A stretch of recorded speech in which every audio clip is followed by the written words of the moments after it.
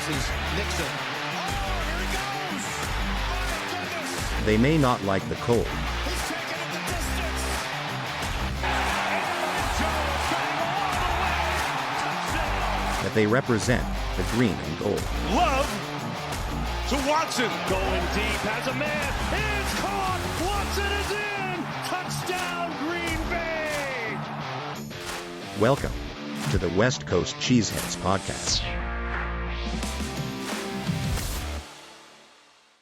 All right there, Packer family. Welcome to another episode of the West Coast Cheeseheads podcast. As you know, I'm your host, Mateo, alongside with my co-host, Joe, and thank you for joining. So in this episode, this is going to be a pregame episode in our next upcoming match against the Pittsburgh Steelers. We're going to be playing in Pittsburgh for this game, but first, before we get started with anything, I'd like to give a huge shout out to all of you listeners, and thank you all for continuing to support us as we get things underway with the podcast. And if you haven't yet, please like and subscribe to our channel at West Coast Cheeseheads Podcast. You can also find and follow us on Facebook at West Coast Cheeseheads Podcast, Instagram at WC Cheeseheads Podcast, or Twitter and TikTok at WC Cheeseheads.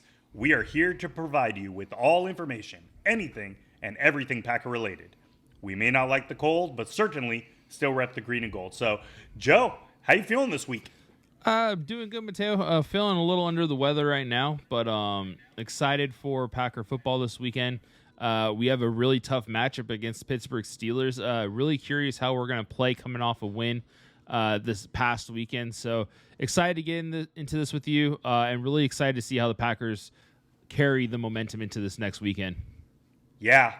Sorry you're not feeling great for this episode here, but we'll try to get through this thing, and let's see. Hopefully we can actually come away with a win in this game. And we're going to go ahead and we're going to dig into this because there is a possibility on this. I know that the Steelers themselves are actually looking pretty good. They currently hold a 5-3 record, and they've beaten some pretty big teams, including the Baltimore Ravens.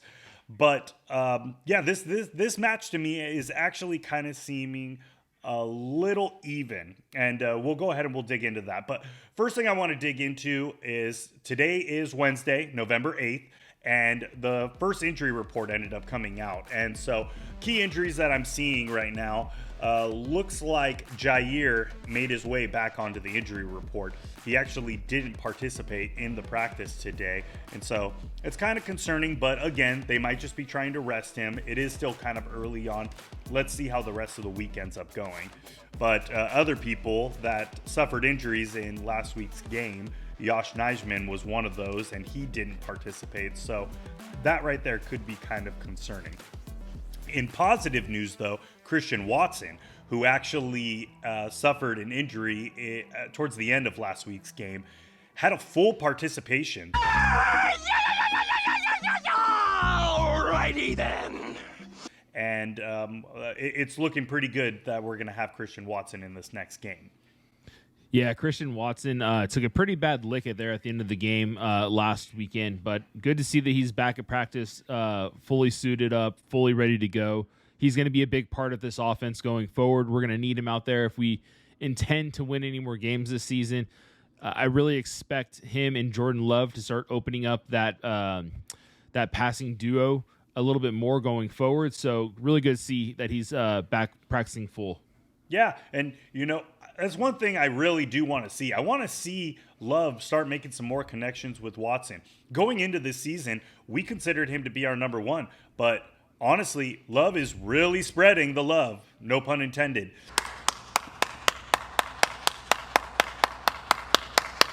And he's been passing the ball to a lot of different people. Jaden Reed, Romeo Dobbs, Dontavian Wicks, and he's really, like I said, spreading the love. But just like we ended up going in last week's episode, we need to have one key wide receiver out there. And Christian Watson has proven that he could actually be that next guy stepping up. Yeah, he was. We expected him to be the one going into the season, like you said, and we mentioned it last podcast that somebody needs to take the role of that leading wide receiver, that wide receiver one, just like guys like A.J. Brown and Jamar Chase do for their respectable teams. I see Christian Watson being that guy. I know he can be that guy. If he doesn't step up here soon, or even going into next season, I potentially see us going out and getting a wide receiver one, but he's fully capable of doing it. We've seen the receiver that he could be in the past. Really just needs to open it up for us and continue to play at that caliber. Correct. Okay, now looking at the Steelers injury report. So they've got 4 total people on today's injury report. Montravius Adams, Minka Fitzpatrick, Cam Hayward, and Landon Roberts. Now, the noticeable ones would be Montravius Adams and Minka Fitzpatrick. So they both did not participate in today's practice. What that means, not sure. We'll see how the rest of the week goes, like I mentioned earlier. But if they are out, this could really create, once again, my key word, big time opportunity for this Packers offense to try to put some points on the board. Yeah, I mean, we were looking over the stats before we started this episode. Our defenses, we definitely have the edge when we talk about our defenses. When you talk about our offense, both the Packers and Steelers have very similar offenses when it comes to the statistics and their average yards per game. Jordan Love and Kenny Pickett are pretty much on the same level as far as QBR goes, as far as their completion percentages go. So when you look at the offense, we're very even. Packers are gonna have a little bit edge when it comes to the defense, like I mentioned. And if the Steelers defense is beat up a little bit, we may have an even more edge. But our defense is beat up a little bit as well. So we'll see how that plays out. Yeah, the Steelers have a couple of big guys. Minka Fitzpatrick is a big guy for them, and really curious how they're going to fill that hole. Yeah, it's a big hole to try to fill. Minka Fitzpatrick is a key player for that defense. But really looking at this game, Joe, like you mentioned, Jordan Love and Kenny Pickett, they're both pretty much evenly matched against each other. Jordan Love currently 155 for 260, 1,720 yards, 12 touchdowns, 8 interceptions. Okay, Kenny Pickett on the other side of it, 141, 230, 1,490 yards, 6 touchdowns, and 4 interceptions. So Love's completion ratio right now is 59.6. Kenny Pickett is 61.3. They're both pretty much evenly matched as far as the offense goes on the quarterback side.